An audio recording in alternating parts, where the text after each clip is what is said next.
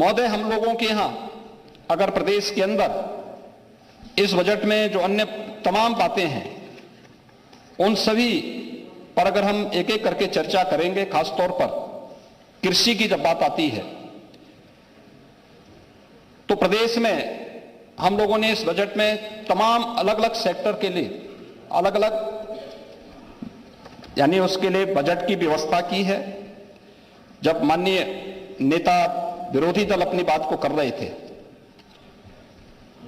तो मुझे आश्चर्य हो रहा था कि वे दिसंबर 2023 के आंकड़ों को सदन में प्रस्तुत कर रहे थे। मार्च 24 के 31 मार्च 24 तक अभी पुराना बजट चलेगा और 31 मार्च तक इस बजट को अभी खर्च होना है। जो बजट आज हम प्रस्तुत करने जा रहे हैं 1 अप्रैल से फिर यह लागू होगा, तो कम से कम इतनी जानकारी उनकी होनी चाहिए। 5 साल तक प्रदेश ने आपको यहां देखा है, झेला है, तो स्वाभाविक रूप से इतना तो आपको पता लगना ही चाहिए कि यह बजट आज के लिए नहीं तय हो रहा है, यह 1 अप्रैल से ये लागू होगा। दूसरा, आजादी के अमृतकाल में और अमृत महोत्सव के अवसर पर भारत देश की 5th इकोनॉमी बना है। हर भारतवासी को गौरव की अनुभूति होनी चाहिए, लेकिन इस पे भी उनको आपत्ति है। यानी भारत, हमारा देश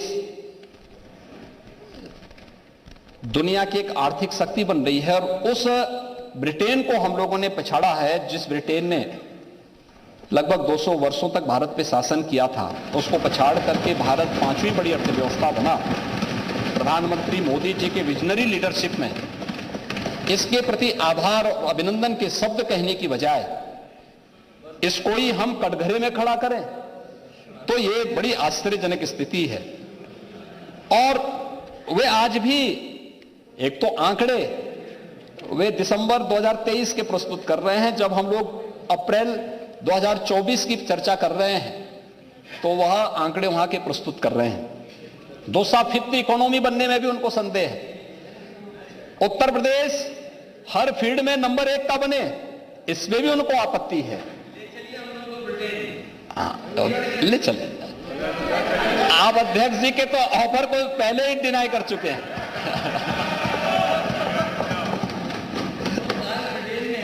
ओह, मैंने कहा ना, अध्यक्ष जी ने आपको एक आमंत्रण दिया, आपने उसको नकार दिया। और अयोध्या आप जाना नहीं चाहते, ब्रिटेन तो आप अक्सर जाते ही हैं, ब्रिटेन तो आप अक्सर जाते हैं और आपके टिकट कौन बुक कराता है ये भी आपको पता है।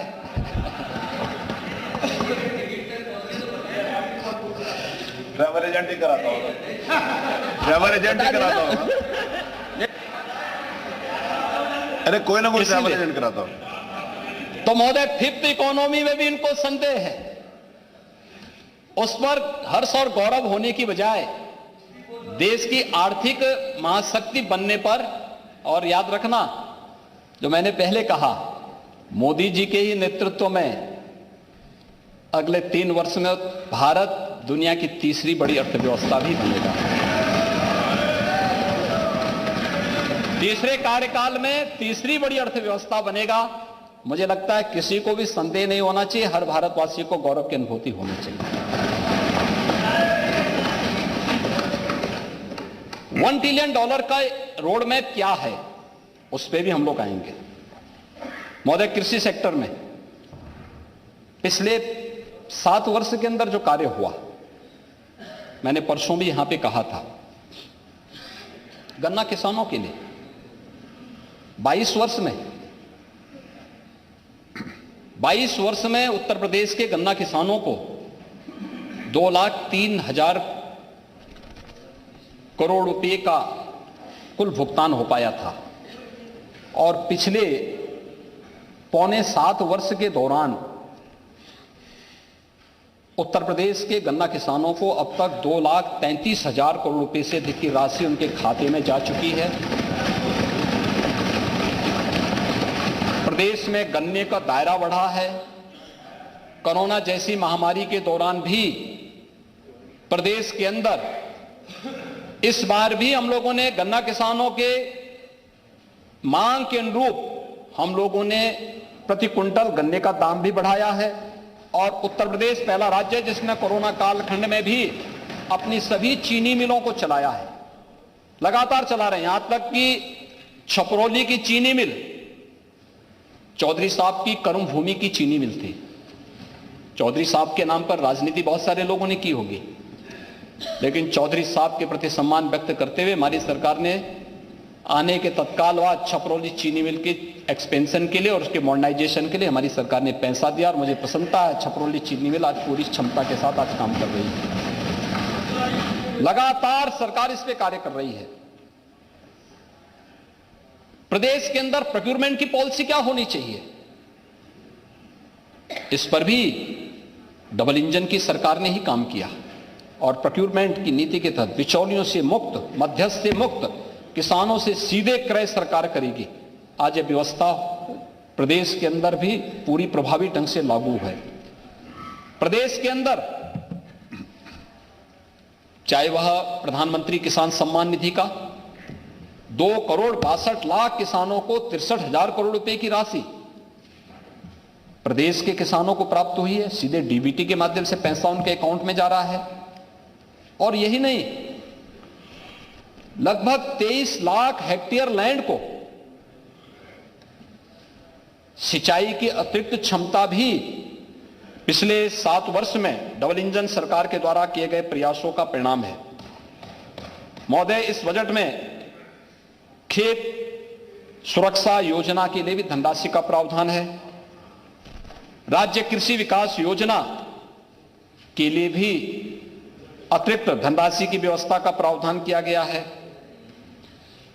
प्रदेश के अन्नदाता किसानों के लिए जो निजी नलकूप हैं वहां से फ्री में बिजली उपलब्ध कराई जा सके, इसके लिए भी 2400 करोड़ रुपए का प्रावधान इस बजट में किया गया है। ग्लोबल वार्मिंग का असर हमारी खेती किसानी पर न पड़े, इसके लिए automatic weather station, automatic rain gauge की स्थापना के लिए धनराशि की व्यवस्था हर ग्राम पंचायत में लग सके, इसके लिए भी धनराशि की व्यवस्था इसमें है। Organic cultural lab, tissue lab और एग्री टूरिज्म सेंटर की स्थापना के लिए भी धनराशि का प्रावधान इस बजट में किया गया है। इसके साथ ही विभिन्न जनपदों में 6,600 राजकीय नलकूपों के आधुनिकीकरण और डार्क जोन में स्थित 5,569 असफल राजकीय नलकूपों के पुनर्निर्माण के कार्य के लिए भी यहां पर बजट की व्यवस्था की गई है। प्रदेश में इन सभी कार्यों को करने के बाद इस समयबद्ध तरीके से जिस दिन कार्य होंगे तो प्रदेश के अंदर 1,33,000 हेक्टेयर लैंड को अतिरिक्त सिंचाई की सुविधा इससे प्राप्त होगी प्रदेश के अन्नदाता किसानों को। महोदय, प्रदेश के अंदर इसके अलावा प्रदेश के अंदर नहरों और सरकारी नलकूपों से किसानों को मुफ्त पानी के लिए भी धनराशि की व्यवस्था इसमें अतिरिक्त की गई है। पीएम कुसुम योजना के अंतर्गत प्रदेश में जितने भी ट्यूबवेल हैं, सोलर पैनल लगा करके वहां पे अन्नदाता किसान को हम राहत दे सकें, इसके लिए भी लगभग 500 करोड़ रुपए की व्यवस्था इस बजट में की गई है। और रेन वाटर हार्वेस्टिंग की व्यवस्था के लिए भी जल स्तर को मेंटेन करने के लिए यह ग्राउंड वाटर रिचार्जिंग और चेक डैम आदि के लिए भी धनराशि में बजट का प्रावधान किया गया है। उद्यान और खाद्यान्न प्रसंस्करण के लिए भी इस बजट में विशेष प्रावधान किए गए हैं। दुग्ध संघों के सुदृढ़ीकरण के लिए भी बजट में प्रावधान किया गया है। इसके अलावा नए डेयरी प्लांट, गौ आश्रय स्थलों के संचालन, पशु रोग पर प्रभावी नियंत्रण करने के लिए और प्रदेश में मत्स्य उत्पादन को बढ़ावा देने के लिए भी प्रधानमंत्री मत्स्य संपदा योजना के लिए भी धनराशि की व्यवस्था के साथ साथ एक्वा पार्क के निर्माण के लिए भी बजट का प्रावधान इस बजट में किया गया है। एग्रीकल्चर सेक्टर इन सभी चीजों के साथ यहां पर तेजी के साथ आगे बढ़ रहा है। महोदय, प्रदेश के अंदर हम सब इस बात को जानते हैं कि अवस्थापना और औद्योगिक विकास की जो ग्रोथ है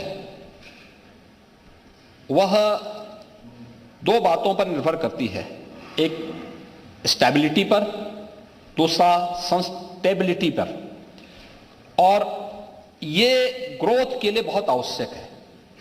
आज प्रदेश सरकार ने इस दिशा में तेजी के साथ आगे कार्य किया है। 46 वर्ष के बाद बुंदेलखंड में, कानपुर झांसी के बीच में, हम लोग बुंदेलखंड क्षेत्र में एक नए औद्योगिक विकास प्राधिकरण बीडा के गठन की कार्रवाई को आगे बढ़ा चुके हैं। यानी 46 वर्ष के बाद प्रदेश में एक नया औद्योगिक शहर आएगा और इसके लिए हम लोगों ने सभी औपचारिकताओं को पूर्ण किया है। बजट का प्रावधान इसमें किया गया है।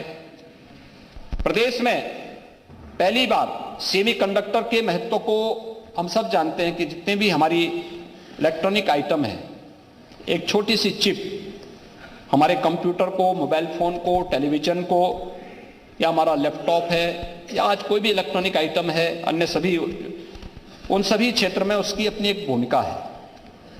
और इसके लिए उत्तर प्रदेश ने अपनी सेमीकंडक्टर की पॉलिसी भी लागू की है। इसके लिए हमारे पास तमाम प्रस्ताव प्राप्त हुए हैं जिन पर कार्रवाई आगे बढ़ रही है, जिन कार्यक्रमों को हम आगे बढ़ा रहे हैं। एफडीआई और फॉर्च्यून 500, तो फॉर्च्यून इंडिया 500 कंपनियों के लिए भी एक नई पॉलिसी हम लोगों ने प्रदेश के अंदर लागू की है। महोदय, किसी भी राज्य द्वारा बड़े पैमाने पर वैश्विक निवेश को आकर्षित करने का यह किसी राज्य के द्वारा किया गया पहला प्रयास है। यह पहली पॉलिसी देश के अंदर आई है और इसके लिए हम लोगों ने बजट में भी धनराशि की व्यवस्था की है। मुझे एक बात बताने की प्रसन्नता है कि पिछले 7 वर्ष के अंदर कुछ अच्छे परिणाम हमारे सामने आए थे और उसके बाद जो सुझाव और जिस प्रकार के हमारे सामने कुछ कठिनाई आ रही थी, उसके बाद हम लोगों ने पॉलिसी भी हम लोग लेकर के आए। मैं परसों यहां पर देख रहा था, एक माननीय सदस्य ने यहीं पे प्रश्न किया था जिसमें उन्होंने इस बात का उल्लेख किया था कि एफडीआई या फॉर्च्यून 500 के बारे में इसकी प्रोग्रेस क्या है और राज्य के अंदर इसका किस रूप में लाभ मिल सकता है, या इससे पहले क्या नहीं हुआ था। और मैं उनको बताना चाहूंगा कि 1996 से 2017 तक 22 वर्ष में केवल 200 करोड़ का एफडीआई यूपी में आया था और 17 से 23 के बीच में 2300 करोड़ रुपए से अधिक का एफडीआई अभी तक यूपी में आ चुका है। और इस नई पॉलिसी के बाद एक नए द्वार खुलेंगे एफडीआई के लिए भी और उससे होने वाले निवेश के माध्यम से नौकरी और रोजगार की एक नई संभावना प्रदेश के अंदर विकसित होगी। महोदय, प्रदेश के अंदर बेहतर इंफ्रास्ट्रक्चर के लिए यह हमारी सरकार का सौभाग्य है कि पूर्वांचल एक्सप्रेसवे, बुंदेलखंड एक्सप्रेसवे का निर्माण कार्य हम पहले ही पूरा कर चुके हैं। प्रदेश के अंदर अन्य एक्सप्रेसवे के कार्य के साथ साथ आज हम लोगों ने मेरठ को प्रयागराज से जोड़ने के लिए गंगा एक्सप्रेसवे के लिए भी व्यवस्था की है और हमारा प्रयास है कि प्रयागराज कुंभ के पहले हम इस एक्सप्रेसवे को यातायात के लिए प्रारंभ कर सकें। इसके लिए सरकार के स्तर पर बेहतर प्रयास प्रारंभ हुए हैं। पूर्वांचल एक्सप्रेसवे को आगरा लखनऊ एक्सप्रेसवे के साथ जोड़ने के लिए भी एक लिंक एक्सप्रेसवे के निर्माण के लिए भी धनराशि की व्यवस्था इस बजट में की गई है। अटल इंडस्ट्रियल इंफ्रास्ट्रक्चर मिशन के लिए भी धनराशि की व्यवस्था वर्तमान वर्ष के सापेक्ष 33% अधिक धनराशि की व्यवस्था इस बजट में की गई है।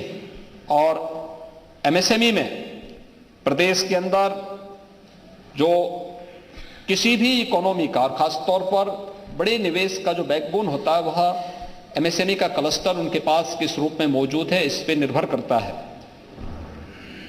ये रोजगार और की संभावनाओं को भी अधिक से अधिक रोजगार के सृजन की संभावना भी इससे बनती है। और इस सेक्टर में जो 2017 के पहले लगभग पूरी तरह उपेक्षित सा था, आज वह 2016-17 तक प्रदेश में कुल 28,000 करोड़ रुपए का ऋण वितरण होता था एमएसएमई सेक्टर को, क्योंकि जो हमारा पोटेंशियल था, जो प्रदेश के अंदर संभावनाएं थी, उस फील्ड की उपेक्षा की गई, उसको हतोत्साहित किया गया। परिणाम क्या था? ये बंदी के कगार की तरफ जा रहा था। आज प्रदेश ने जब थोड़ा भी उसमें प्रोत्साहन दिया, अभी हम लोगों ने 22-23 में 1,60,000 करोड़ रुपए का ऋण उपलब्ध एमएसएमई यूनिट को प्रदेश के अंदर उपलब्ध कराया है। जो पहले केवल 28,000 था, आज 1,60,000 करोड़ पहुंचा है। और 24-25 के लिए हम लोगों ने इस लक्ष्य को 2,91,000 करोड़ रुपए तक पहुंचाने के लक्ष्य के साथ अपने कार्यक्रम को आगे बढ़ा रहे हैं। महोदय,